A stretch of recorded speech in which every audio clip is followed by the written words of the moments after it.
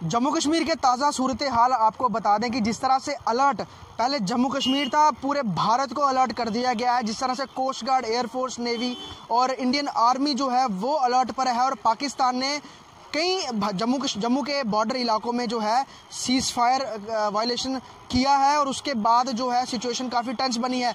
लेकिन जिस चीज़ का पूरे देश को इंतज़ार था वो आज सुबह 3:50 पर हुआ और पाकिस्तान जो सोच रहा था कि भारत सिर्फ बातें करता है, कोई एक्शन नहीं लेता है, तो उनके अंदर घुस के वहाँ पर 1000 किलो के बम तक गिराए गए, जिसमें 200 से 300 आतंकी जो है मार गिराए हैं।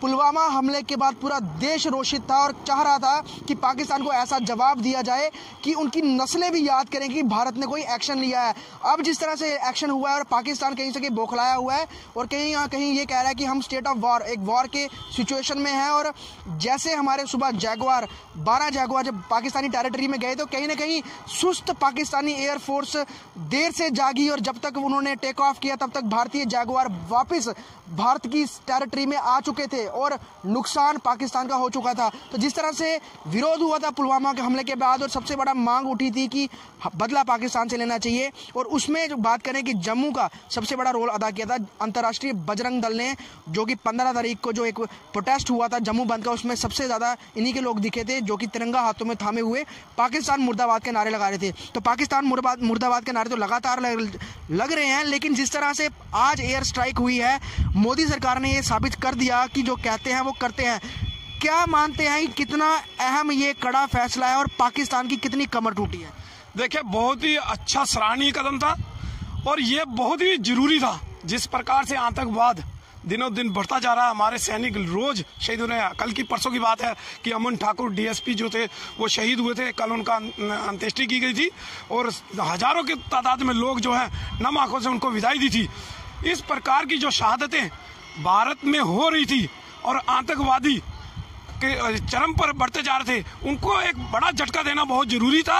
और मोदी सरकार में पहले ही कहा जा रहा था कि उन्होंने बहुत बड़ी गलती की है। जो 40 जवान हमारे शहीद हुए थे, लगातार कहा जा रहा था कि कोई बड़ी घटना जो है वो मोदी सरकार करने वाली है और उसका नतीजा जो है वो कल आया। जो 12 अपने मिराज विमान थे वो पाकिस्तान के अंदर घुसते हैं, तकरीबन 900-950 किलोमीटर का सफर तय करके पाकिस्तान के अंदर आधा घंटा तबाही मचाने के बाद सही सलामत वापस आए। और जो न्यूज में है कि 245 ट्रेन मिलिटेंट जो हैं वो मारे गए हैं, 3 जैश के सेंटर जो हैं वो तबाह कर दिए गए हैं। इस प्रकार की कार्रवाई जो है बड़ी सराहनीय है। आज पूरा देश खुशी मना रहा है।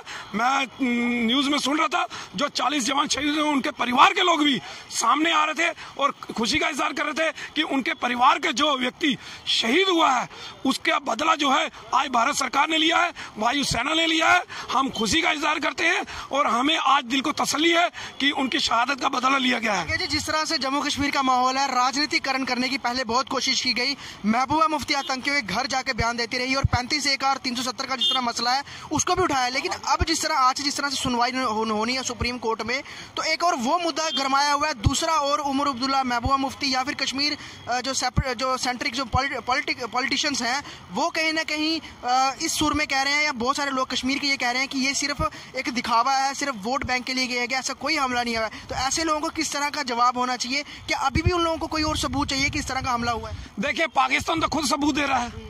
पाकिस्तान तो खुद वीडियो जो है वो वायरल कर रहा है कि देखिए इन्होंने हमारे देश में आकर हमला किया है, और इसके तो सबूत की तो जरूरत ही नहीं है।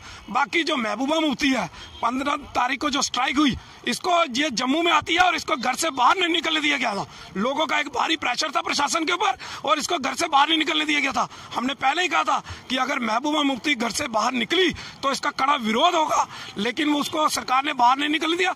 लेकिन वो इस प्रकार के जो बयान कल भी दे रही, उसके पास एक ही है कि तिरंगा पकड़ने वाले। मैं उसको बताऊंगा कि जम्मू में हजारों लाखों लोग तिरंगा पकड़ने वाले हैं। वो जम्मू की चिंता तो छोड़ दे और कश्मीर की चिंता छोड़ दे। वहां भारी सेना है, तिरंगा पकड़ने वाली सेना है। सेना उसका सम्मान भी कर सकती है, उसकी रक्षा भी कर सकती है तिरंगे की, इसलिए वो छोड़ दे, उसकी कोई आवश्यकता नहीं है। उल्टा सीधे बयान देकर वो वहां के लोगों को भड़काती है और वोट बैंक की राजनीति करती है। उसका कोई भी अब वो, क्योंकि उसकी मजबूरी है, क्योंकि उसकी पार्टी टूट चुकी है और वो जमीन पे आके गिरी है, वो तो हर्ष से फर्श में। अच्छा, आज का जो हमला हुआ है, क्या ये वो उन लोगों को, तमाम लोगों को एक करारा चांटा है, जो ये कहते रहे कि भारत के टुकड़े होंगे, तमाम सेपरेटिस्ट हो गए, जो पाकिस्तान की जय जयकार करने वाले लोग हैं, उनको एक करारा तमाचा है कि किस तरह से भारतीय एयरफोर्स अंदर घुसी और बिना नुकसान के वापस आई है और पाकिस्तान का बहुत ज़्यादा नुकसान करके आई है। क्या मांगते अभी अलर्ट में पूरा भारत है इस समय, तो अगर कोई ऐसे हालात होते हैं तो आपकी ऑर्गेनाइजेशन किस तरह से तैयार है लोगों की हेल्प करने? देखिए, पहले नंबर तो मैं ये बता दूं कि हमारे जो संगठन के आप पूरे संगठन है, जितने जम्मू का बच्चा सभी की मदद करने के लिए तैयार है। हम किसी प्रकार से हमारी जितनी हो सकेगी हम मदद करेंगे, दौड़ेंगे, हम जहां भी जाना पड़ेगा हम जाएंगे, हमें आगे भी जाना पड़ेगा हम तब भी जाएंगे। लेकिन इन लोगों को एक मुंह तोड़ जवाब है जो देश के विरोध में बोलते थे, चाहे सेपरेटिस्ट थे, जिन लोगों ने इनको आगे बढ़ाया, जिन्होंने इनको एक तजर्बा दी कि ये इनको आगे दिया कि ये सामने लाए लोगों के, उस प्रकार से इस सरकार ने इनको डाउन किया, इनकी सुरक्षा हटा दी। आज इनको कोई नहीं पूछ रहा है, ये घर में बैठे हैं और ये इसलिए उल्टे पुल्टे बयान देके मीडिया में बने रहना चाहते हैं। मीडिया भी इनको, मैं कहता हूं कि इनका इतना वो आगे ना करे, ताकि ये बिल्कुल खत्म हो चुके हैं, अब इनकी कोई वैल्यू नहीं रहेगी देश में। इसलिए सामने है, आज जो भी करेगी भारत सरकार करेगी। गवर्नर रूल है यहाँ पर, गवर्नर रूल पूरे जो गवर्नर साहब हैं अच्छा कार्य कर रहे हैं, अच्छे तरीके से चल रहे हैं। हम पूरी तरह से तैयार हैं, हमें किसी प्रकार की भी हमारे से कोई भी मदद होगी, हमारी जो भी अपेक्षा होगी हम पूरी करेंगे। साफ तौर पर जिस तरह से पाकिस्तान पे अटैक हुआ है और 3 अल्फा क्वार्टर अभी तक बताए गए कि डिस्ट्रॉय किए गए हैं, 250 से 300 आतंकी भी मारे गए हैं, और जिस तरह से एयर स्ट्राइक हुई है, पाकिस्तान नींद से जगा ही नहीं था और वहां पर बम्बार्डमेंट करके वापस जो मिराज एयरक्राफ्ट थे वो बरेली और आगरा अपने एयर बेस पर पहुंच गए। और जिस तरह से अभी के सूरत हाल है, तीनों सेनाएं अलर्ट पर हैं, सभी बेल्ट फोर्सेस अलर्ट पर हैं, और जिस तरह से पाकिस्तान बौखला है, कोई भी हरकत वो कर सकता है, लेकिन डर के खौफ के माहौल में अभी भी है। और जिस तरह से बॉर्डर के और पाकिस्तान के सूरत हाल हैं, तो अगर जरूरत पड़ी तो भारतीय एजेंसी को ये भी कहना है कि दोबारा एक बार एयर स्ट्राइक होगी, अब की बार आर्मी को भी टारगेट करने से पीछे नहीं हटेंगे। लेकिन सबसे बड़ी बात ये थी, बम्बार्डमेंट हुई है लेकिन कोई ऐसे सिविलियन इलाके को टारगेट नहीं किया गया, सिर्फ जैश के वो लॉन्च पैड्स और उनके जो अल्फा क्वार्टर्स थे उनको ही टारगेट किया गया, बहावलपुर के